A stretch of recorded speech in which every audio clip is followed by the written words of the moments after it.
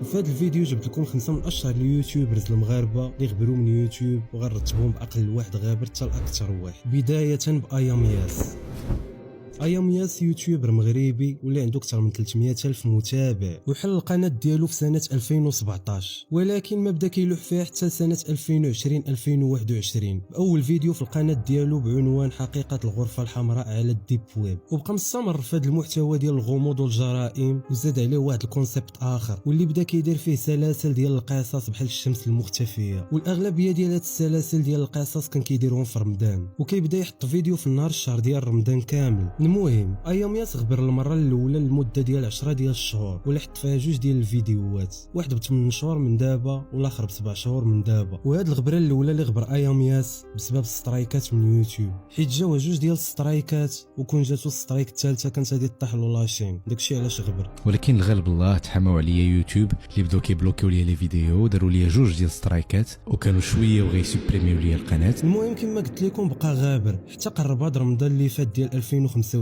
عاد رجع، وفي رمضان نيت حط واحد السلسله اللي واعره بزاف واللي سميتها كتاب الظلمات. كان تيلوح فيديو في النهار رمضان كامل حتى النهار الاخر ديال رمضان لاح الحلقه الاخيره في هذه السلسله، ومن تما هو غابر. تقول لا راه عادي يلاه غبر لمده ديال شهرين، كنظن بلي غادي يغبر تيقرب رمضان ديال 2026 كنضحك، ولكن هادشي اللي تيقولوا الفانز ديالو. اخوان انتهت قصتنا مع ايامياس، موعدنا رمضان القادم ان شاء الله. من مورا هذا الفيديو ايامياس غادي يغبر شي 3 شهور عاوتاني، ماشي يغبر شي 100 عام عاوتاني، والسبب في الغبره ديالو كنظن بسبب الخدمه، حيت على ما كنظن ايامياس خدام في شي حاجه اخرى من غير يوتيوب، وزيد عليها بلي طور في المحتوى ديالو وقال لك الفيديوهات الجايين كاملين يبقى يدير لهم الانيماسيون بشراكه مع وان سي ستوديو اللي هو استوديو ديال الانيماسيون. غادي تشوفوا قصص واقعيه طراو ولكن على شكل ديزانيماسيون، يعني ما غاديش نبقى كنعاود في الفراغ.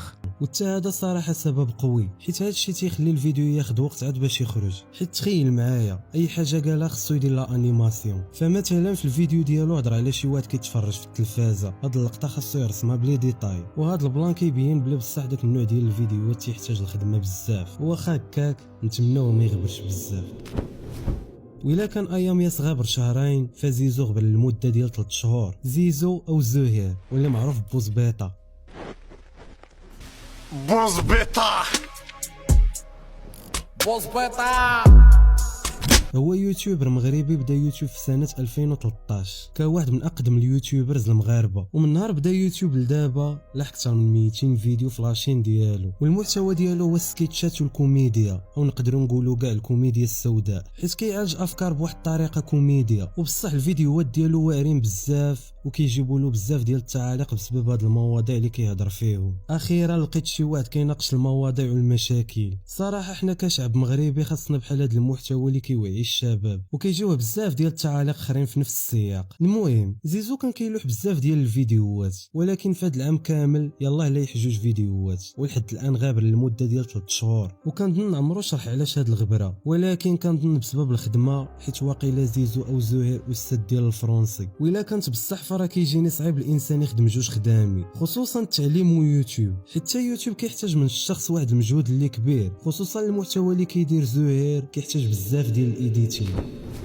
وإلا زيزو غابر للمده ديال 3 شهور اللي هي مده طويله نوعا ما، ولكن ما يكونش بحال اوساجي غابر دابا للمده ديال 9 شهور. اوساجي تا هو يوتيوبر مغربي باكثر من 1.5 مليون ديال المتابعين في القناه ديالو، واللي بدا يوتيوب في سنه 2018، وواخا اول فيديو عنده فلاشين ب6 سنين من دابا، الا انه مسح بزاف ديال الفيديوهات، حيت فاش يلاه بدا كان كيدير محتوى على المغازله او التصاحب، بحال كيفاش تصاحب وكيفاش تعجبها ومواضيع بحال هكا، وهاد المواضيع ما كانوش يعجبوا اوساجي. انا اول مره بديت في يوتيوب كنت كنهضر على لي غولاسيون، على العلاقات، يعني كيف تعامل صديقاتك، كيفاش تصاحب الى اخره، من دوك المواضيع اللي انا ما كنفتخرش بهم واصلا ما كنفهمش فيهم. داكشي علاش من بعد طور في هذا المحتوى وبدا كيدير فيديوهات على تطوير الذات، ولايح 170 فيديو كيشرح فيه غير هذا الشيء، بحال الثقه في النفس والكاريزما وكيفاش تولي قراي، وصاجي لقى المحتوى اللي غيعطي فيه، وكان كيلوح فيديو مور فيديو، بمعنى كان كيلوح بزاف ديال الفيديوهات، واللي فانز ديالو كان عاجبهم هذا المحتوى ديال بصح.